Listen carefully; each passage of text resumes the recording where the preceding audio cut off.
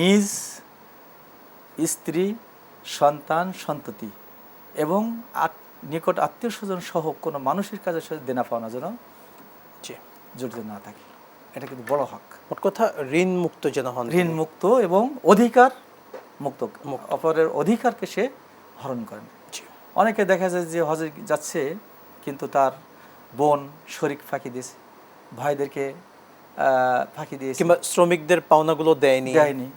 এই জন্য এই বিষয়গুলো তাকে অবশ্যই খেয়াল করতে হবে যে আমার অধীনস্থ, যদি আমি হজে যেহেতু যাচ্ছি, আমার অধীনস্থ যারা আছে, এই জন্য আল্লাহ রসুল আইন্দা মারাদা মাউতিহি, মৃত্যুর পূর্বে মুহূর্তে আল্লাহ রসুল দুইটা কথা বলছে, আসসালাত ওয়া মা মালাকাত আইমানুকুম। এই অধীনস্থ বলতে তার শ্রমিক যদি থাকে, ধনী মানুষ, শিল্পপতি, কোটি মানুষ, তাকে দেখতে হবে যে আমার শ্রমিকের অধিকার আমি হরণ করছি কিনা, আমার আত্মীয়দের অধিকার আমি হরণ করছি কিনা, আমার নিকট যারা আছে আমার অধীনস্থ তাদের হক আমি হরণ করছি, এগুলো তার দেখার বিষয়।